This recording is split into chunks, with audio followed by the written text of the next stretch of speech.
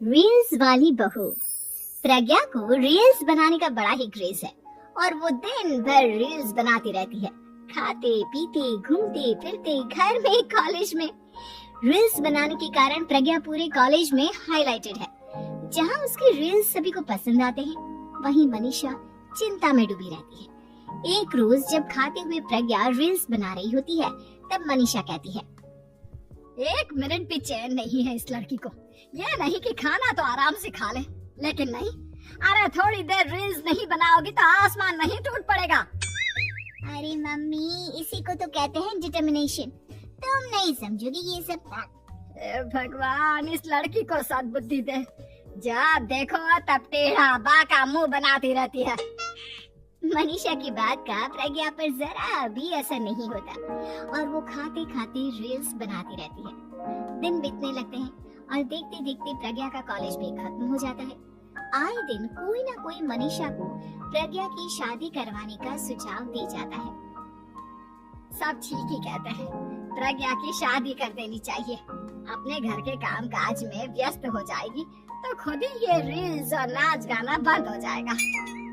मनीषा और प्रेम प्रज्ञा के लिए एक अच्छा लड़का ढूंढने लगते हैं और तभी विकी का रिश्ता प्रज्ञा के लिए आता है, जिसने प्रज्ञा को उसकी रील्स देखकर पसंद कर लिया था। अगले दिन विकी अपने माता पिता के साथ प्रज्ञा के घर पहुंच जाता है और प्रज्ञा साड़ी पहने हाथों में चाय की ट्रे लिए उनके सामने आती है।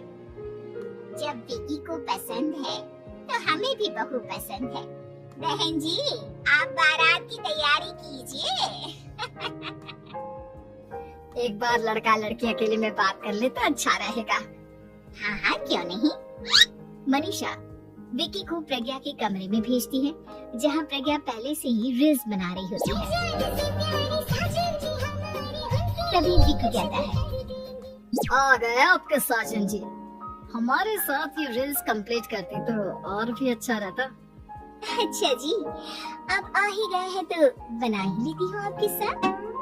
दोनों मिलकर रील्स बनाते हैं। जब भी मीट और तुरंत पोस्ट भी कर देते हैं। फिर विकी कहता है, जब आप साड़ी में चाय लेकर आई तब मुझे लगा कि कहीं मैं गलत कर में तो नहीं आ गया। अब सही है।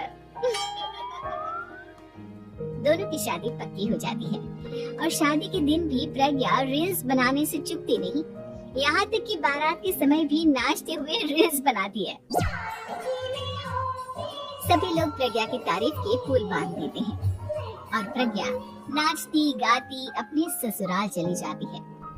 सब कुछ अच्छा चल रहा होता है। प्रज्ञा यहाँ भी दिन भर हर चीज की रील्स बनाती रहती है। लेकिन कुछ दिनों के बाद जब सुनीता कहती है, बहू, ये रील्स के साथ साथ कुछ काम भी कर लिया करो। वैसे तुझे और क्या क्या बनाना आता है? मम्मी जी, वैसे तो सब कहते हैं कि मैं सब कुछ अच्छा बनाती हूँ, लेकिन मुझे लगता है कि मैं मैगी अच्छा बना लेती हूँ। हाँ, कॉफी भी अच्छा बना लेती हूँ और मुंह तो सबसे अच्छा बना लेती हूँ। हैं? अच्छा अच्छा। सुनीता अपना माथा पकड़ लेती है और कहती है, बहू, कुछ खाना बनाना भी सीख लेती। मम्मी जी, मैं लंबी प्लानिंग कर रही हूँ। जल्दी ही मैं इतनी फेमस हो जाऊंगी कि मुझे पैसे मिलने लगेंगे। हम दोनों सास बहू राज करेंगे, राज। नौकर काम करेंगे और लोगों की तो लाइन लगेगी हमसे मिलने के लिए। तेरा दिमाग खराब हो गया है क्या बहू? हंसी मजाक तक ठीक है, लेकिन इस तरह घर नहीं चलते। जितना जल्दी हो इस घर के तौर तरीकों को सीख लो। प्रज्ञा मुंह घुमाकर चली जाती है और तुरंत उसी वक्त एक रील बनाती है। ये देख सुनीता का गुस्सा 7वें आसमान पर चला जाता है और विकी के घर आते ही सुनीता उसे सब कुछ बताती है। विकी भी अब प्रज्ञा की इन हरकतों से परेशान हो जाता है। तुम टेंशन मत लो मम्मा, मैं देख लूंगा।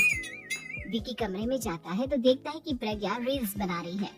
विकी बड़े ही प्यार से प्रज्ञा से कहता है, प्रज्ञा, इन सब के लिए मैं तुम्हें मना नहीं कर रहा हूँ, लेकिन फिर भी हर वक्त तो ये अच्छा नहीं लगता ना।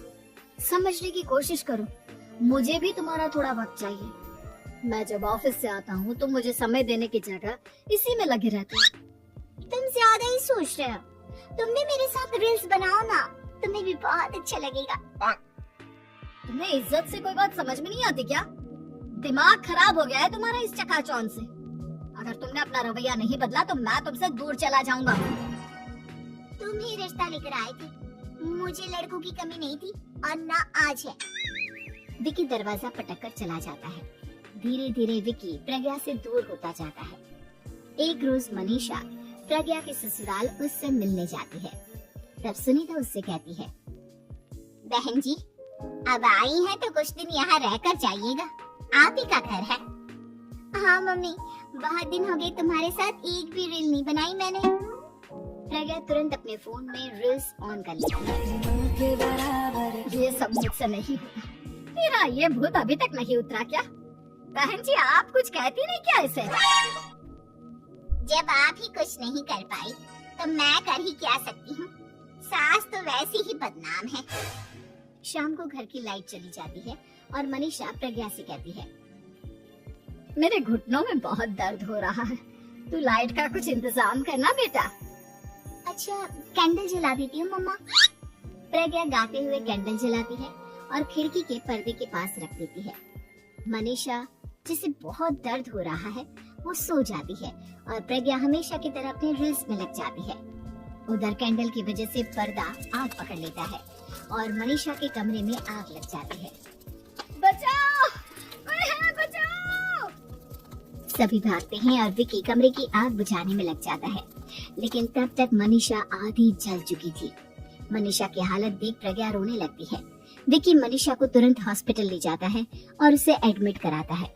विकी प्रज्ञा से कहता है, देख लिया ना, तुम्हारे इस नाच गाने की वजह से आज तुम्हारी माँ की जान जाते जाते रह गई। अब पता नहीं तुम और क्या चाहती हो। उधर डॉक्टर कहते हैं, इनकी हालत बहुत नाजुक है, आधे से ज्यादा जल चुकी है।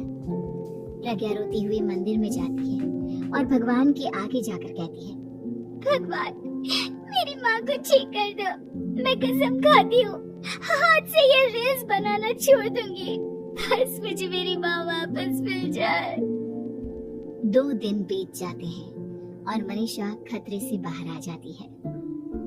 पेशेंट अब ठीक है, आप लोग उनसे मिल सकते हो। सब कोई मनीषा से मिलता है और प्रज्ञा सबके सामने अपना फोन तोड़ देती है। मुझे माफ कर दो मम्मा, मैंने तुम लोगों की बातों को नजरअंदाज किया। बेटा कोई भी चीज जरूरत से ज्यादा खराब है। मैंने तुम्हें रील्स बनाने से कभी मना नहीं किया, लेकिन हर वक्त एक ही चीज तो सही नहीं है। मैं समझ गई हूँ मम्मा, आई एम सॉरी। प्रज्ञा उस दिन से रील्स बनाना छोड़ देती है और पूरी तरह से अपने घर में लग जाती है।